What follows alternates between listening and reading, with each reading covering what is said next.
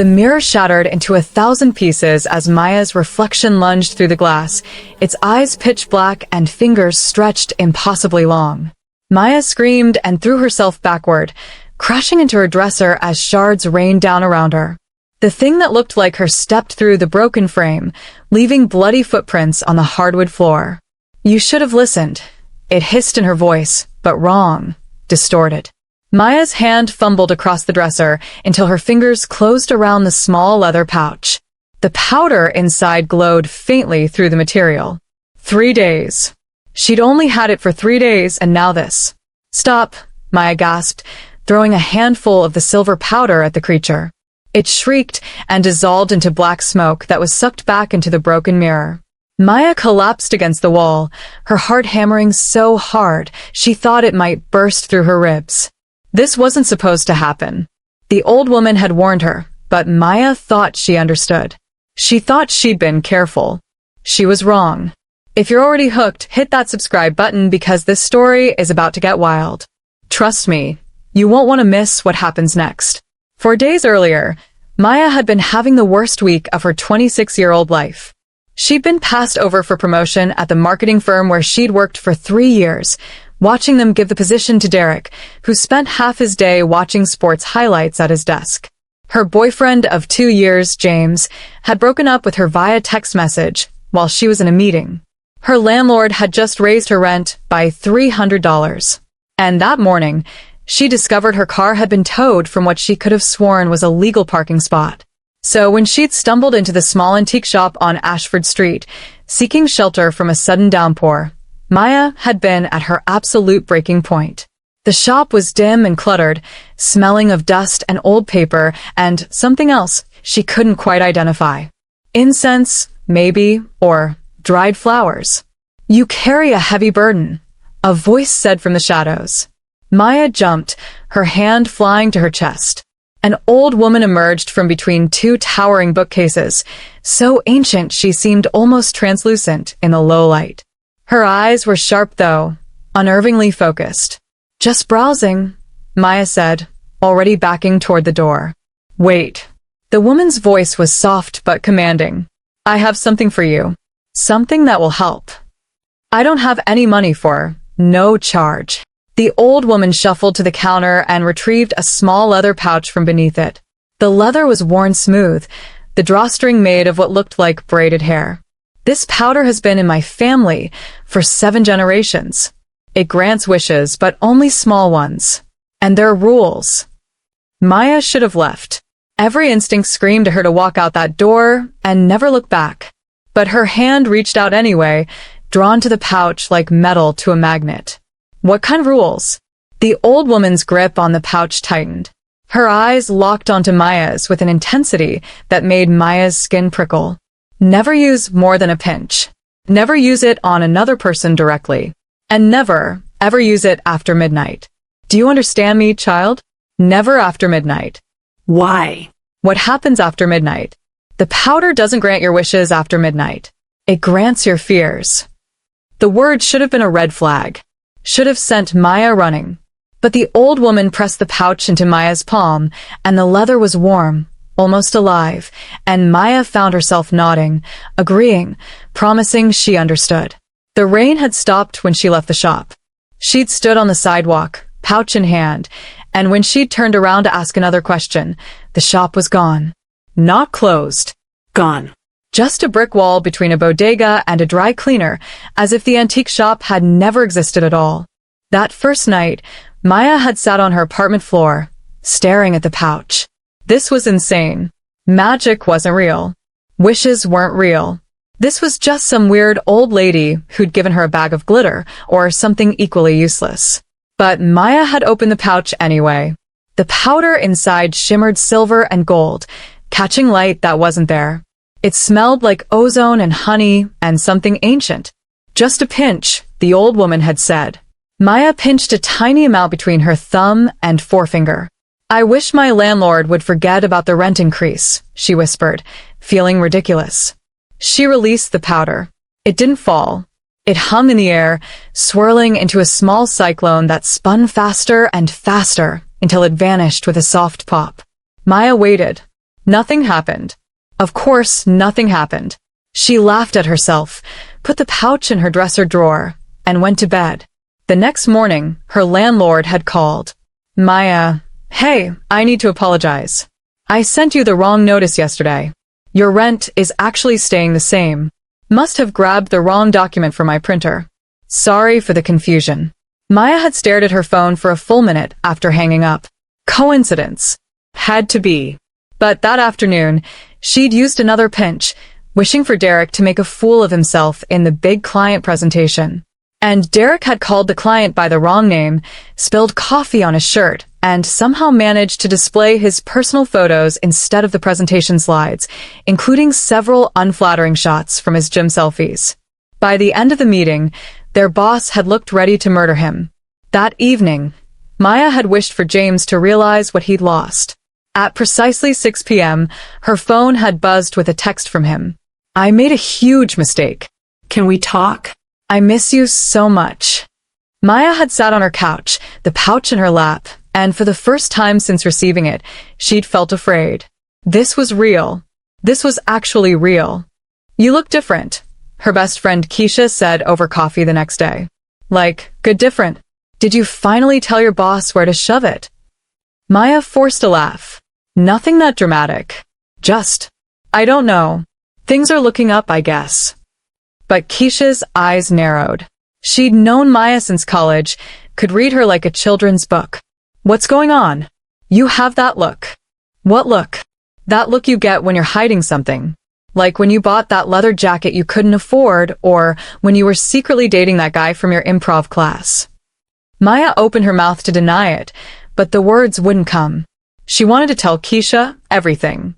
Wanted to show her the pouch, prove that magic was real, that Maya had finally caught a break after years of everything going wrong. If I told you, Maya said slowly, that I had something that could change your life, would you want it? Keisha set down her coffee mug with a deliberate thunk. Okay, you're officially scaring me. Are you involved in some kind of pyramid scheme? Cryptocurrency? Please tell me you didn't join a cult. It's nothing like that. Maya pulled the pouch from her purse and set it on the table between them. It's magic. For a long moment, Keisha just stared. Then she burst out laughing. Oh my God. Did you join a witchcraft circle? Maya, honey, I love you, but burning sage and charging crystals under the full moon isn't going to fix your problems. I'm serious. This powder grants wishes. Small ones, but real ones. I've used it 3 times and... Stop. Keisha's laughter died. Her expression turned serious, almost worried. Whatever this is, whatever someone sold you, you need to get rid of it. Please tell me you didn't pay a lot for this. The hurt must have shown on Maya's face because Keisha reached across the table, squeezing Maya's hand. I'm not trying to be mean. I'm worried about you. You've been through a lot lately, and sometimes when we're desperate, we look for shortcuts. But there's no such thing as magic powder that grants wishes. You know that, right? Maya pulled her hand back and returned the pouch to her purse. Yeah. You're right. Forget I said anything. But she could see it in Keisha's eyes. Her best friend thought she was losing it. Thought grief and stress had pushed Maya over some invisible edge into fantasy and delusion. Maybe she was right. Maybe Maya was crazy. Except the rent hadn't increased. Derek had bombed his presentation. James had texted. Those things were real. That night, Maya had stood in her apartment, pouch in hand, and thought about the old woman's warnings. Never use more than a pinch. Never use it on another person directly. And never, ever use it after midnight. The clock on Maya's microwave read 11:43. She had 17 minutes. Just one more wish, she thought. One more, and then she'd put the pouch away. Maybe forever. She'd wish for the promotion. Not for Derek to lose his job, that would be too direct, but for her boss to recognize her value. To see how hard she'd worked, how many late nights and weekends she'd sacrificed. Maya took out a pinch of powder. The amount in the pouch didn't seem to diminish, no matter how much she used. Another thing that should have worried her. I wish my boss would give me the recognition I deserve, she said, and released the powder. It swirled as always, that miniature cyclone of silver and gold, but this time it moved slower. The colors seemed darker somehow, tinged with red at the edges. The powder spun, and Maya realized with growing horror that her clock now read 11:58. How? She'd had 17 minutes. She'd just looked at the clock. The powder finished its spiral and vanished with a pop that sounded wrong, like a bone breaking.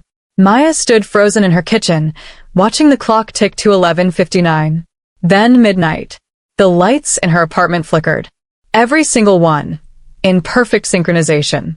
Then they steadied, and everything seemed normal. Too normal. The kind of normal that happens right before something terrible. Maya's phone buzzed. A text from her boss. At midnight. Maya, we need to talk first thing Monday morning. This is serious. Her stomach dropped. That wasn't recognition. That was the text you got before being fired. No. Maya whispered. She grabbed the pouch, ready to wish it undone, but stopped. What if she made it worse? What if? Her reflection moved in the microwave door. Just a twitch, a tiny movement, but Maya hadn't moved at all. She turned slowly toward the darkened living room, where her full-length mirror stood against the wall. Her reflection stood in that mirror, smiling. Maya wasn't smiling. What the hell? Maya breathed. Her reflection's smile widened. Its eyes began to darken, the whites turning gray, then black, like ink spreading through water. You should have listened, it said, and its voice was Maya's voice but distorted, run through something that made it sound ancient and hungry. The old woman warned you. Never after midnight. This isn't real, Maya said, backing away. I'm dreaming. I fell asleep. I'm dreaming. You're awake. You're very, very awake. The reflection pressed its palms against the glass from the inside. You used the powder after midnight. You know what that means? Maya shook her head, still backing away, her shoulders hitting the wall by her bedroom door. It means I'm not granting your wishes anymore. The reflection's grin became impossibly wide, teeth too sharp, too many. I'm granting your fears. The mirror exploded outward in a shower of glass, and that's when Maya had run into her bedroom, when her own reflection had stepped through and chased her, when she'd grabbed the pouch in desperation and thrown the powder that finally made it retreat. Now Maya sat against her bedroom wall, surrounded by broken glass, her hands shaking so badly she could barely hold onto the pouch. The black smoke that had been her reflection swirled in the remains of the mirror frame, contained but clearly not gone. Her phone buzzed again. Another text from her boss. Actually, don't bother coming in Monday. Security will pack your things. Then a text from James. I don't know why I reached out. We're done. Please don't contact me again. Then her landlord. Reviewed my records. Actually, I should have raised your rent 6 months ago. You owe me $1,800 in back rent. Pay by Friday or face eviction. One after another. Every wish she'd made was reversing. Getting worse. No, please, Maya sobbed. But the text kept coming. Her bank, informing her of suspicious activity that had frozen her account. Her insurance, dropping her coverage due to a clerical error. Her mom, saying she was disappointed Maya had lied about how well things were going. Every small wish granted, now corrupted into her worst fears. Maya didn't know how long she sat there, watching her life dismantle itself through text notifications. Eventually, she forced herself to stand, to crunch through broken glass in her bare feet, barely feeling it. She needed help. She needed to find that old woman, make her take the powder back, make her fix this. But the shop was gone. Maya had checked twice already, had walked up and down Ashford Street until her feet bled, and the shop simply didn't exist. So, if she couldn't find the woman, maybe she could find someone else. Someone who understood magic, curses, whatever the hell this was. Her laptop was still on her kitchen table, miraculously untouched by the supernatural chaos. Maya pulled up Google with shaking hands and typed, "Magic shops near me, real witchcraft." Most results were joke stores and costume shops. But one caught her eye. Moonstone Apothecary. The reviews were weird. Some people raved about it, called it life-changing. Others warned people to stay away, said the owner was dangerous, that things happened there that couldn't be explained. It was 3 in the morning. According to the website, they didn't open until 10. Maya couldn't wait 7 hours. She grabbed her keys, shoved her feet into shoes, and ran. The address took her to a neighborhood she'd never been to, industrial and dark, where the streetlights seemed dimmer than they should be. The shop itself was sandwiched between a closed warehouse and an empty lot, its windows glowing with purple light despite the early hour. Maya didn't let herself think. She pushed open the door. Wind chimes made of bones clattered above her head. The interior was nothing like the antique shop. This place was all candles and herbs, crystals and books, organized with careful precision. And behind the counter stood a woman who looked about 40, with silver streaks in her black hair and eyes that assessed Maya with one glance. "You used it after midnight," the woman said. Not a question. A statement of fact. Maya's knees nearly gave out with relief. Someone who understood. Someone who might help. "How did you know?" "Because you're not the first person to stumble in here with that look on your face. And you won't be the last." The woman came around the counter. Up close, Maya could see tattoos covering her arms, symbols Maya didn't recognize, but that seemed to move in the candlelight. "My name is Celine. Show me what you have." Maya held out the leather pouch with trembling hands. Celine took it, her expression darkening the moment her fingers touched the leather. "Oh, honey, where did you get this?" "An old woman. In an antique shop on Ashford Street. 4 days ago." "Describe her." Maya did, in as much detail as she could remember. The translucent skin, the sharp eyes, the way she'd seemed both frail and terrifying at once. Celine's jaw tightened. "That's Elena Ashford. She's been dead for 30 years. The room tilted. Maya grabbed the counter for support. "That's impossible. I talked to her. She gave me the pouch. She warned me about the rules. Oh, I'm sure she did. Elena always warns people. Always gives them the rules. And people always break them." Celine set the pouch on the counter like it might explode. "Do you know what this is? Do you have any idea what you've been playing with?" Maya shook her head, tears streaming down her face now. She was so tired, so scared, and nothing made sense anymore. "It's a soul trap," Celine said quietly. "Every wish you make, you pay with a piece of your soul. Small pieces, barely noticeable at first. But the powder collects them, stores them. And when you use it after midnight, when you break that final rule, it activates the trap. Everything you wished for reverses. Everything you fear comes true. And the thing that was collecting your soul pieces." Celine pointed at the mirror on her shop wall, where Maya could see her reflection. Except it wasn't quite right. The reflection's eyes were a little too dark. Its smile a little too wide. "It becomes real. It takes your place. And you." Celine's voice was gentle but firm. "You become the thing in the mirror. Trapped forever, watching your life from the inside of glass, while something else wears your face and lives your life." "No." Maya's voice came out as a whimper. "No, there has to be a way to fix this. "Please." Please, there has to be something I can do." Celine was quiet for a long moment. Then she said, "There is one way, but it's not easy, and it's not pleasant, and there's no guarantee it'll work. I'll do anything.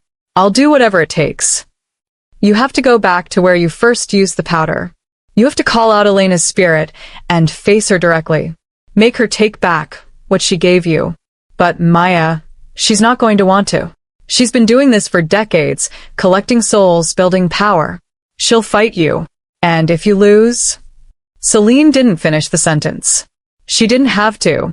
If Maya lost, she'd be trapped in a mirror forever, while something wearing her face destroyed everything and everyone she loved. "How do I call her?" Maya asked. Celine went to her shelves and began pulling down items.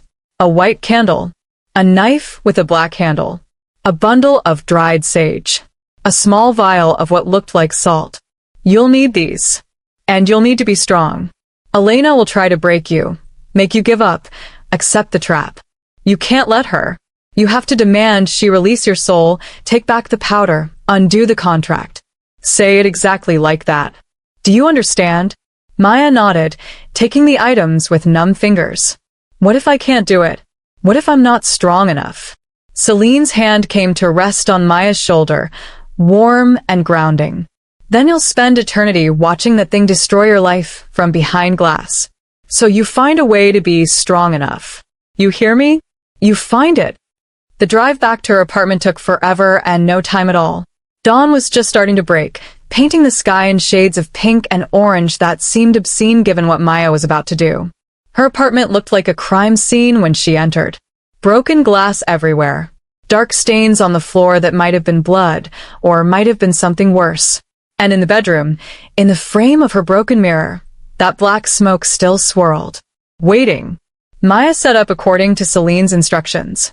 She drew a circle with the salt around herself and the mirror frame, lit the white candle, held the knife in her left hand and the sage in her right. Elena Ashford, she called out, her voice shaking. I summon you. I call you by the contract you made with me, by the powder you gave me, by the soul you tried to steal. Elena Ashford, appear. For a moment, nothing happened. Then the temperature in the room plummeted. Maya's breath came out in white puffs. The candle flame turned from orange to blue to black. And in the mirror frame, the smoke began to coalesce into a shape. The old woman materialized slowly, but she didn't look frail anymore. She looked powerful, ancient, terrible. Her eyes glowed with a sick green light. Her smile showed teeth filed to points. You called, child. Elena's voice echoed, coming from everywhere and nowhere. You wish to bargain? To beg? How amusing. I want you to take back your powder. Maya's voice came out stronger than she expected. I want you to release my soul.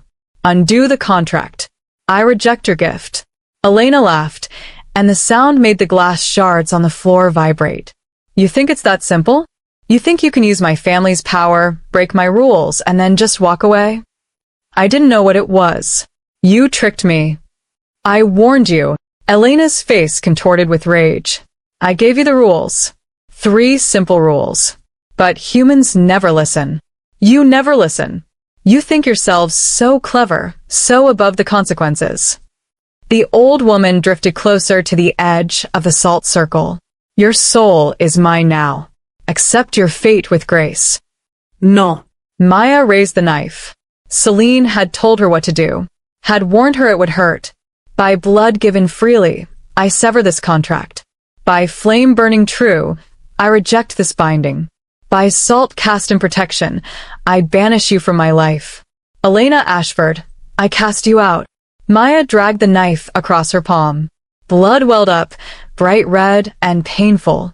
She held her bleeding hand over the black candle, letting drops fall into the flame. The fire erupted, shooting up toward the ceiling in a column of black and red and gold. Elena screamed. The sound was so loud, so inhuman, that Maya wanted to cover her ears. But she couldn't. She had to keep her bleeding hand over the flame, had to keep speaking the words Celine had taught her. I reject your power. I reject your trap. I reject your claim on my soul. Take back your poison and leave me. By my blood, by my will, by my right, I cast you out. The smoke in the mirror frame thrashed and writhed. Elena's form began to break apart, but she fought it, clinging to this world with supernatural strength. You think you've won?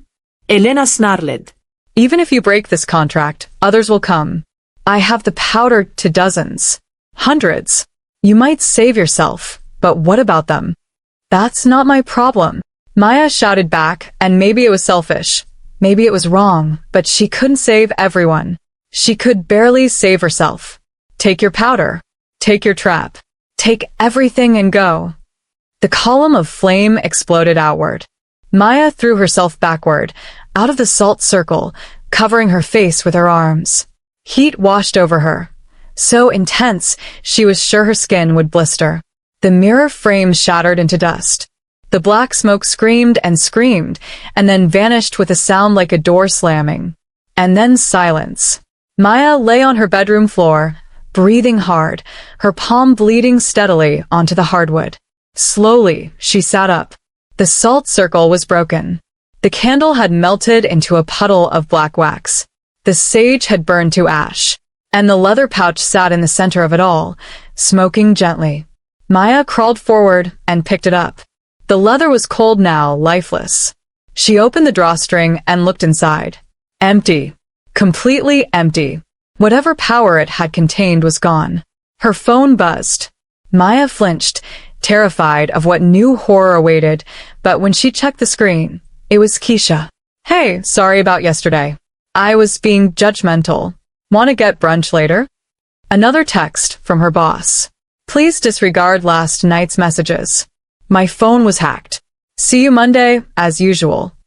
Another from her landlord. Ignore that text about back rent. Wrong tenant. Your lease is fine. One by one, the messages corrected themselves. Not to good things, not to wishes granted, but back to normal. Back to how things had been before Maya had ever walked into that antique shop. Her life was still messy. She still didn't have the promotion. James was still gone. Her rent was still too high. But it was her life. Hers. Not something stolen by a creature wearing her face. Maya looked at her reflection in the blank screen of her phone. Just her. No dark eyes. No wrong smile. Just her, bloody and exhausted and alive. She started laughing. Couldn't help it. Great, hysterical laughs that turned into sobs and then back into laughter. She'd done it. Somehow, impossibly, she'd done it. The knock on her door made Maya jump. She considered not answering, but something told her she should. When she opened the door, Celine stood in the hallway, looking exactly as unruffled as she had at her shop. How did you? Maya started. I wanted to make sure you survived, Celine said simply. She looked past Maya at the destroyed bedroom, the puddle of black wax, the dust that had been a mirror frame. You did well. Not many people break free of Elena's trap. Is she gone? Really gone? The spirit? Yes. You severed the connection, broke the contract. But Maya, you need to understand something. Elena wasn't lying. There are others out there with the powder. People who don't know what they're playing with, who'll break the rules, who'll end up trapped. Celine pulled out a business card and handed it to Maya. When you're ready, if you're ready, come find me. People who've survived what you survived, who've faced real magic and come out the other side, they can help others. They can warn people, break curses, fight back against things like Elena. Maya stared at the card. Moonstone Apothecary. Below that, in smaller print, for those who see what others cannot. I'm not a witch, Maya said. I don't know anything about magic.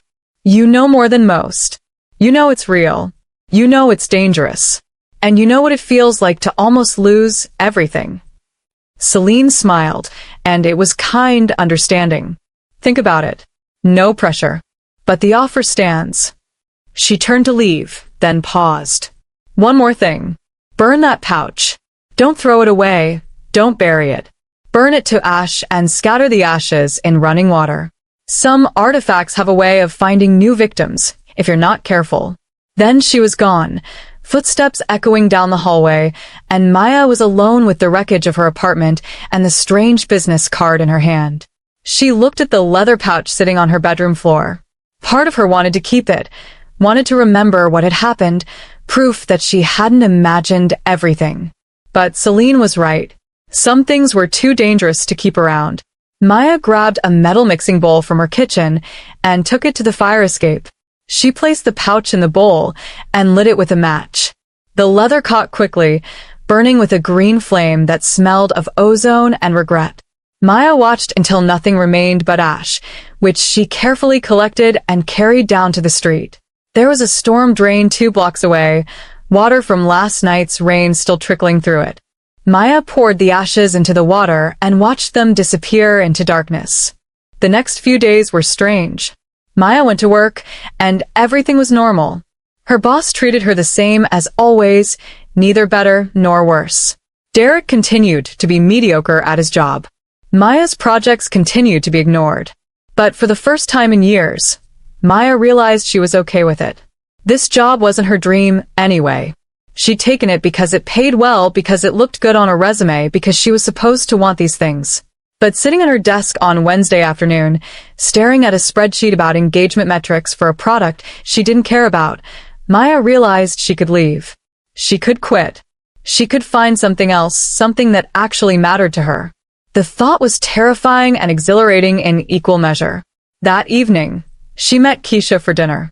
Real dinner this time, not just coffee, at their favorite Thai place where they'd spent countless nights dissecting their lives over pad Thai and spring rolls.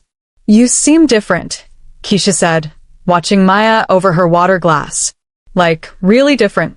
Did something happen?" Maya almost told her, almost pulled out Celine's card and explained everything about the powder, the mirror, the fight for her soul. But she stopped. Not because she didn't trust Keisha, but because some experiences couldn't be shared. Couldn't be explained. Would sound insane to anyone who hadn't lived through them. "I just realized some things," Maya said instead. "About what I want. About what I've been settling for." Keisha grinned. "Is this about James? Because honestly, he was kind of boring. You can do way better." Maya laughed. "It's not about James. It's about me. I've been so busy trying to fix my life with shortcuts and quick solutions that I forgot I could actually, just change things. Make real choices instead of wishing for magic fixes." Wow. "That's actually really mature. Who are you, and what have you done with my best friend?" They laughed, and it felt normal, felt real, and Maya realized how much she'd missed this. Missed feeling like herself instead of like someone desperately grasping at supernatural solutions to ordinary problems. But that night, alone in her apartment with the bedroom mirror still missing and broken glass still hiding in corners she couldn't quite reach, Maya pulled out Celine's card. She hadn't thrown it away. Couldn't quite bring herself to. Because Celine was right. There were others out there, people who would find magical artifacts, who would make wishes and deals and contracts without understanding the price. People who would end up trapped, cursed, destroyed. And maybe, just maybe, Maya could help them. She'd survived. She'd fought back. She knew what it was like to be desperate enough to accept help from mysterious strangers offering impossible solutions. Who better to warn others? Who better to help break curses and fight back against things that preyed on desperation? Maya sat at her kitchen table, Celine's card in one hand and her phone in the other, and thought about the kind of person she wanted to be. Someone who played it safe, who pretended none of this had ever happened, who went back to her normal life and tried to forget. Or someone who'd seen the truth beneath the world's surface and chose to do something about it. The choice should have been easy. Safe was smart. Safe was sane. But Maya had never felt more alive than when she'd faced Elena, when she'd bled into that black candle flame and demanded her soul back. When she'd fought for herself instead of wishing someone else would fix her problems. She picked up her phone and sent a text to the number on Celine's card. "I want to learn. When do I start?" The response came almost immediately. "Tomorrow. 10 Uhr morgens. Bring coffee. We have a lot to discuss." Maya smiled and set down her phone. She'd quit her job tomorrow, she decided. Would figure out how to pay rent later, would deal with the practical problems as they came. Because for the first time in her life, Maya had something more important than a paycheck or a promotion. She had a purpose. The leather pouch was gone, burned to ash and washed away. Elena's spirit was banished. The trap was broken. But the world was still full of magic, both wonderful and terrible, and now Maya could see it. Could fight it when necessary. Could help others navigate the same dark paths she'd stumbled down. Her life wouldn't be easy. She knew that. Magic came with prices, and fighting against those who abused it would be dangerous. But easy had never gotten her anywhere anyway. Maya looked at her reflection in her darkened phone screen. Just her. No monsters wearing her face. No dark eyes or wrong smiles. Just Maya, tired and scarred and ready for whatever came next. And this time, she wouldn't need magic powder or wishes to face it.